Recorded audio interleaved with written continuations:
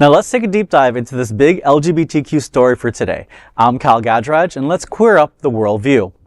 Air Canada changes their brand logo, then launches first ever LGBTQ flight crew for Pride.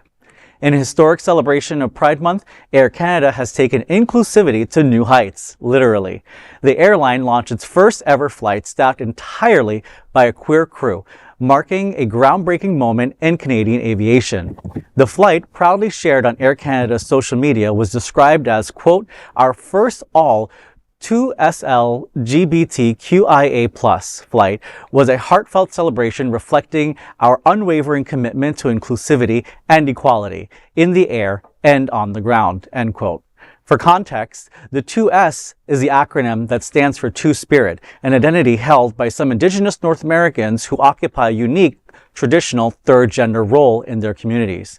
In the video, airline Captain Maciej shared, quote, it was a bit of a range of emotions coming here and getting dressed for this flight, end quote. The historic flight began with the pilot playfully welcoming passengers with RuPaul's famous line, Shantay, you all stay. For U.S. LGBTQ viewers, this landmark moment in Canada's skies is more than a celebration. It's a powerful reminder of what inclusive visibility can look like when backed by corporate action. I love this story. Spent my entire career working in marketing and have worked for some incredible brands, and having the pleasure now to work at Can Community Health that serves so much of the LGBTQ community. We actually came out with a music video for Pride Month with Be Brave. It was it's featuring Sarah Bareilles, song Brave, but sang by Alexander Zenos, which is absolutely incredible. So watch it on YouTube. But a lot of companies have backed off from not only their DEI, but their Pride Month activations and sponsorships. I'm really fortunate at Can that we haven't done that. We're a huge supporter of the LGBTQ plus community. We have dozens of events that we are sponsoring this month, but not only Pride Month, but also for Juneteenth as well, because we can't forget that takes place in June. Yep. But I also have to give a shout out to our professional sports teams. So the NFL and the MLB and the NBA all had a massive Pride push where they all had Pride posts on June 1st across the country.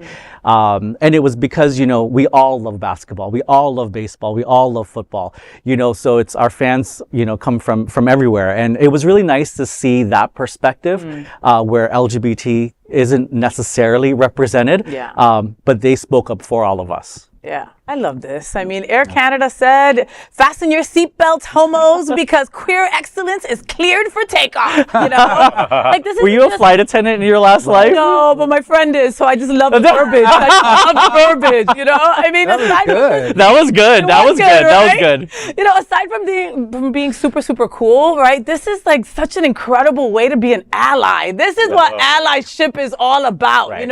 Whoever is up there making these decisions, thank you. They're gay. They're gay, first of all. They're gay, and it's Canada. All the bad things I've ever said about Canada, I'm taking back. All of it.